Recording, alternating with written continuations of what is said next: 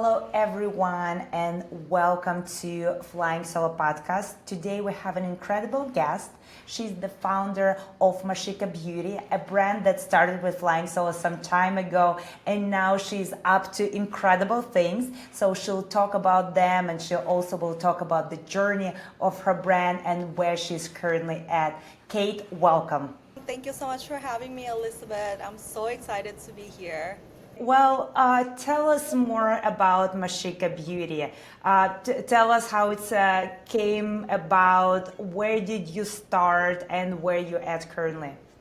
Yeah, so I am super excited when your team reach out because as you know, Flying Solo is part of us since the beginning, since day one, when we first launched the brand, before even rebranding to where we are today. Flying Solo was one of the retailer that we decided to onboard with and carry our product in the store. So you guys have been with us since day one. At that time, I recently left medical school to pursue my career in beauty full time. So just a little background about me. Before I went to medical school, I started a makeup tutorial video because I have a gap year and I wanted to do something that I've been wanting to do, but with the medicine, you just don't have enough time. So that was the great opportunity. I got accepted. I just waited to go back into school. So I decided to create an Instagram, a social media, and start sharing my makeup tips and just my personal techniques I use in beauty, not really with the focus to become an influencer or anything, but just to genuinely share what I love with the beauty product I purchase myself and use every day.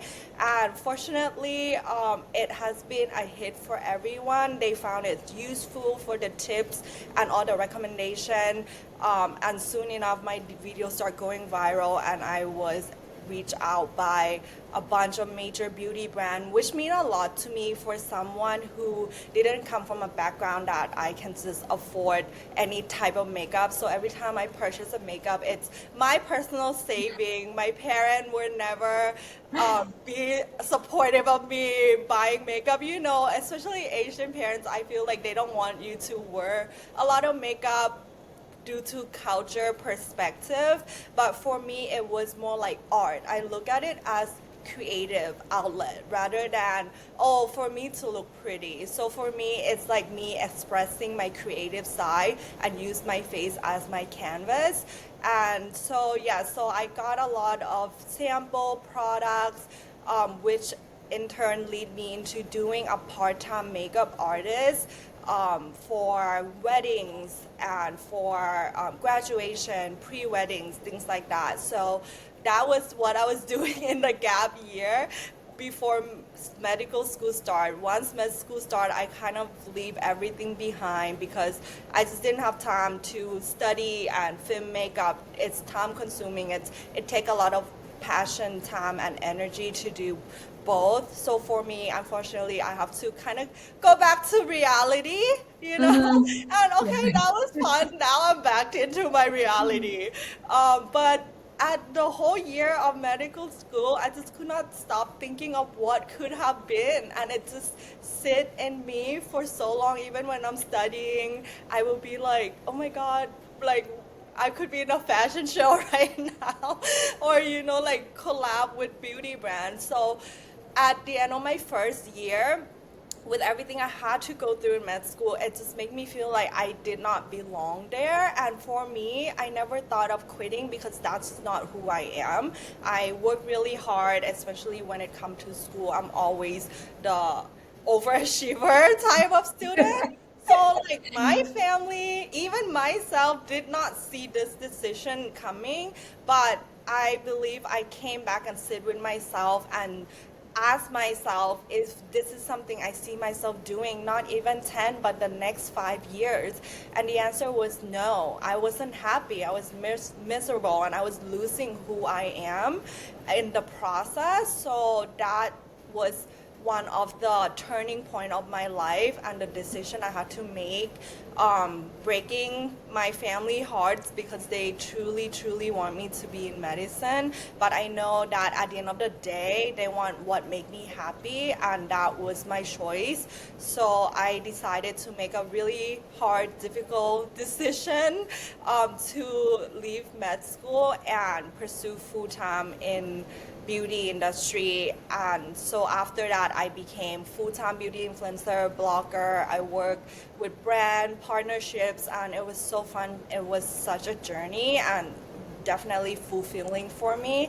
um, Once that grew to a certain point, I was reached out by an investor or a beauty brand to do a collab, and it was during COVID, so things didn't go as planned, but at least it started me somewhere that, hey, I actually can make a beauty product. I actually can do or create something that I believe is missing in the industry, because as a beauty reviewer, you try every product out in the market, so you know what you like, what client like, what people are looking for, what is missing, what is the problem that you can help fix. So I found a problem to lash application, because so many people would come to me and ask, how do you wear lashes every day? That is so much work. How do you have time for it? How do you do it? What lash to wear that you can wear it every day without feeling like it's too much for you?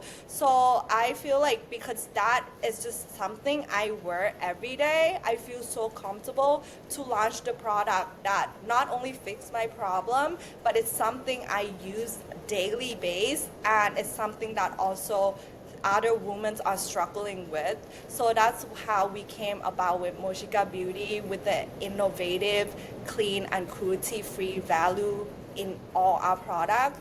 Because for me, it's about not minimizing the routine, but make it easy, make it effortless, but also clean and safe because of my background in medicine. Amazing. So, how was the process creating that clean products? Were you working with scientists? Were you trying everything on yourself? So, how did you come up with the formula?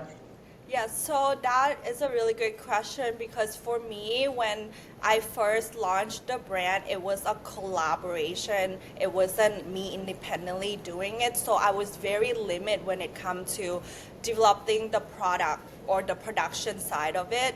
Once I took my brand independently, I was able to be more involved on what ingredient I want and what ingredient I don't want. But it does take longer because I'm such a perfectionist. So it took me 6 months to find the right manufacturer, 6 months to try the product. So the process alone was just 1 year, not including like packaging, designing, which we also do everything in-house. Like I love art, so I hand draw. I still Oh remember wow! at my full-time job, I was like hand drawing at lunch and then screenshot it, and then send it to my graphic designer to turn it into a 3D printing. So every process was very personal to me. And I love that. I feel like it wasn't just a brand or just a product, it's building something that sustainable for like me, for the brand, for people around me. It's not just like a fast fashion, but it or fast beauty. It's something that meaningful, meant to stay, and meant to be high quality and high graded. Amazing. Did you always feel like you want to be entrepreneur? Like, was it always within you, or were you thinking that you will have a career in another company? Like, how did you feel about it? I wish my answer was yes, because I feel like every entrepreneur, they said, yes, I knew I wanted to be one.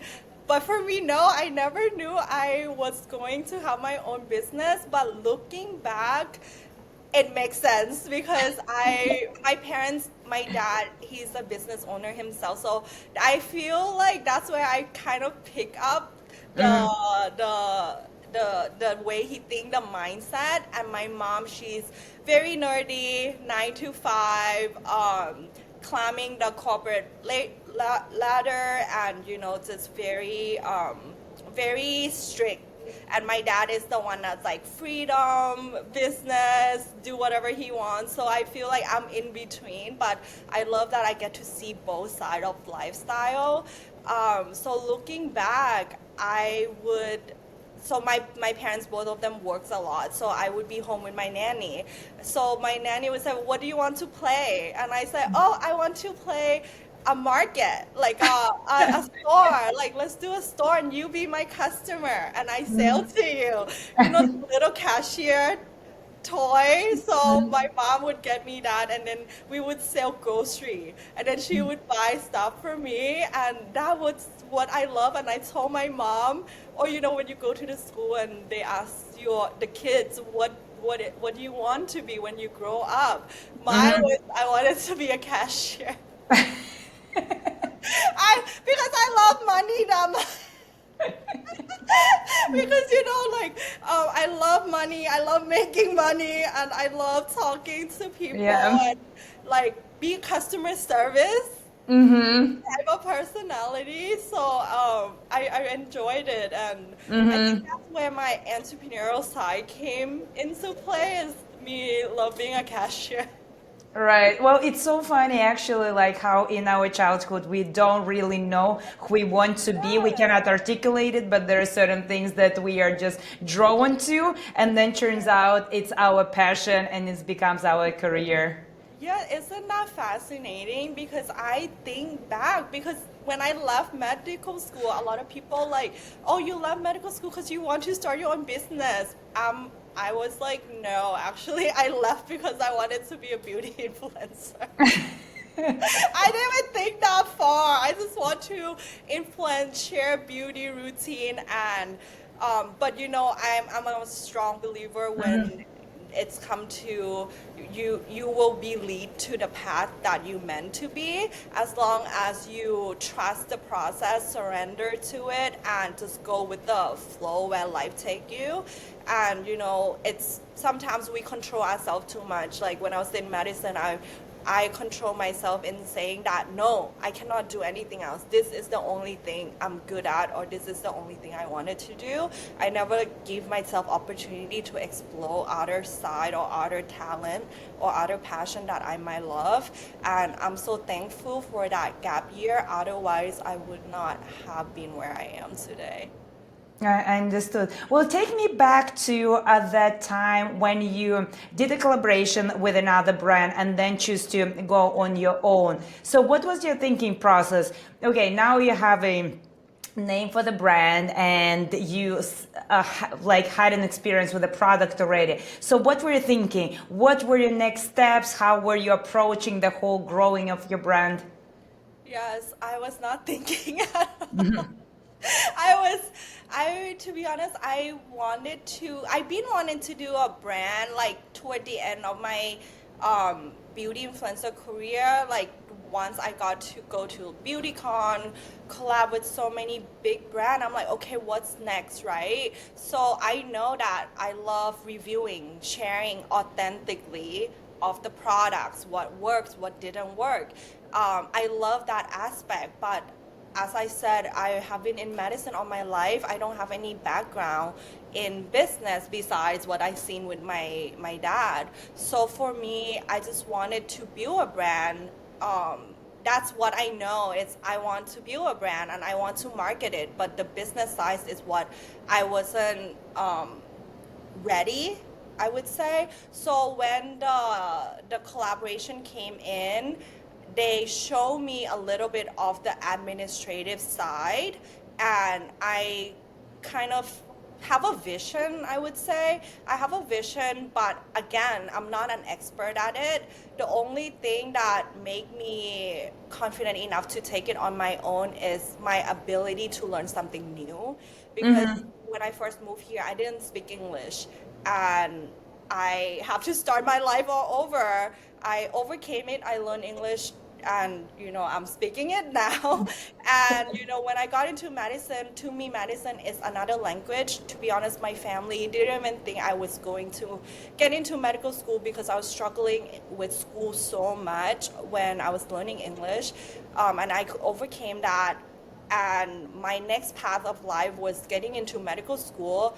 That was a whole another language for me to learn to, and I was able to accomplish it because I was strongly passionate to learn and open to learn about it. So that's applied to medical school, but when it comes to business, it's also another thing to learn. So for me, I believe that my ability to learn something new and pick it up, and my ability to be committed and consistent with it will help me succeed in the project. So that's when I decided to took everything on. Amazing. So, and what were your very first steps into retail? So I know that we did a collaboration together, which was an excellent thing. But why did you decide that your next step have to be retail? You obviously were already selling online. So what were your thinking process? Yeah, so at the time, I believe we were getting out of COVID. So, a lot of retail and online selling changed so much during COVID because nobody can go outside and a lot of people were buying online. So by the time I launched my independent line where I'm independently holding and creating the brand, I was at toward the end of COVID, and I believe that was the time that people miss going to store. And with beauty, it's so hard. I feel like at the time we didn't have the application where we can just like put our face and then it shows what the color look like on your skin. Everything needed to be tried on, and right when you buy new blush, when you buy new foundation or lipstick, you want to see how it looks on you. So I feel like at that time everyone missed going out in store, missed touching the product, trying it out before purchasing. I know other thing could be bought online, but I feel like for women, we love to try. We want to go walk around, buy things we don't need, especially when it comes to makeup. So that's when I decided I want to go into retail, but our brand was so new, so we didn't have the reputation or the sale to back us up to get into a really big retailer at the time. And when Flying Solo reached out, because you guys found us as an indie clean beauty brand, it was such a great opportunity, and I'm so grateful that you allow small brands to have the opportunity to grow, because if it wasn't because of you, I feel like that's also play a huge part of how we get to where we are today. Otherwise, we wouldn't have portfolio of being in store, being in retail, especially in New York, right? So you guys have such a great location, a great team that provide PR, helping with social media, creating content.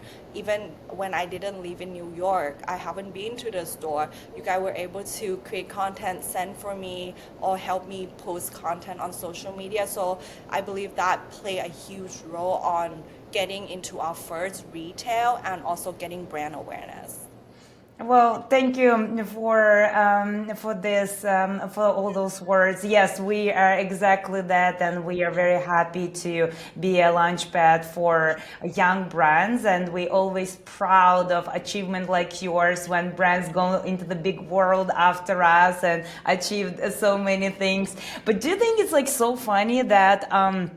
During COVID, everybody starts saying that we don't even need retail stores anymore, and that we will come out of this pandemic with just online stores. But it's actually being proven the opposite. Everybody wants to shop in person, especially for things like fashion and beauty. I feel like we absolutely need to touch it, and then only then we can connect. And it doesn't matter that online can be much more convenient and it will be shipped directly to you. We still need that experience, and I don't think that it's going away anytime soon. No, and it's personal. That's why they have personal shopper, right? Like they have a personal shopper in the store because you need to see if it looks good on you. And I think it's just the connection that we make. Like for certain texture on the product, certain people love certain things on the texture. I think as a woman, we are more detail oriented. When it comes to purchasing clothing or especially makeup, I feel like yes, there could be so many technology that support buying makeup online, but me personally, I feel like I always have to go back to store and exchange because the color wasn't right with the picture and with my skin tone. Perfume is another level. You need to smell it. Yes, 100%. I don't think that you can go, I mean, unless you're buying a repeat purchase, A like repeat exactly the purchase. same Yes. shade of something that you already purchased before. I don't think that it's a way to go. And the way to discover brands, like, in order for you to discover a new brand, it's actually have to be done in person, especially for beauty. So tell me more about, we obviously collaborating for New York Fashion Week. So Moshika will be one of our sponsors. So tell me more about your thinking behind this collaboration. So obviously for you, it's a marketing thing, and you are looking to reach wider audience. So why fashion shows? Yeah, so go back to when we first started.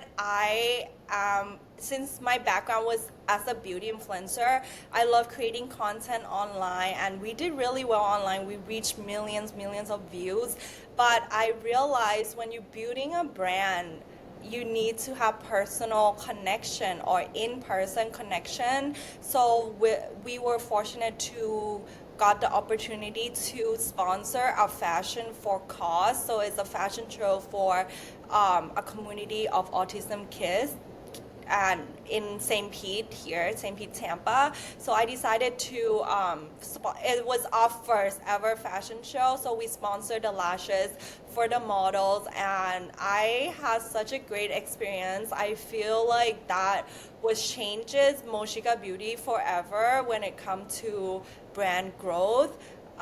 It was our first fashion show. I have no idea what I was doing. I just put makeup on the model and they walk out, and then I was like, okay, I guess that's it. But I learned public speaking. I learned networking. I have made so many great friendship and partnership from that event that we are still friends and still collaborating together today. That was about 3 years ago. But just for a young brand that's starting off, I highly recommend. If you're in beauty or fashion, a fashion show is definitely something you have to explore. But if it's in different industry, a networking event, going out and connecting people is also very important, because I've seen a lot of CEO, they just sitting behind a computer and doing all the back end stuff. But to have a real in-person connection, it goes such a long way. And with that experience, we were able to be invited to more and more event, more and more fashion show, where we end up with Miss USA, sorry, and Miss Asian Global America. We did fashion show with NFL player in St. Pete for NFL style, and also this year we are doing New York Fashion Week. So I'm super excited, and when Flying Solo reached out for this opportunity, it was just a full circle moment for me, because we have been so busy with our new retailers. And when Flying Solo reached out, I was like, yes, definitely. Like, I am going with Flying Solo for New York Fashion Week. So thank you so much for giving us this opportunity to circle back and reconnect again. Of course. Well, it's a full circle moment for us as well, like seeing how well you progress throughout such a short period of time, and how much you achieved already, and how much more it's coming. Like, we're so proud of you. So we'll be so happy to spend time with you this Fashion Week. So you are obviously in Macy's right now. You picked up a few more, much more retailers after that. So what's next for Moshika Beauty? Yeah, so we did got into Macy this year, which is a huge milestone for me and my team. We worked really hard, and I'm so grateful for my team. I believe if I did not have them, we will definitely not be where we are today. So I'm grateful for my team for sticking through all the ups and downs with me, and we finally made it to Macy after getting rejection and rejections. But it's part of the journey. I want to say that rejection is a redirection, and if it's not meant to be, it will not be. So I don't like to force things and let it flow into the direction it's supposed to be, which lead us to Macy now. And I'm so excited for this new journey. We actually currently available in Macy Marketplace, Salon Centric Marketplace, and Shein Beauty marketplace as well. We also are expanding among medical spa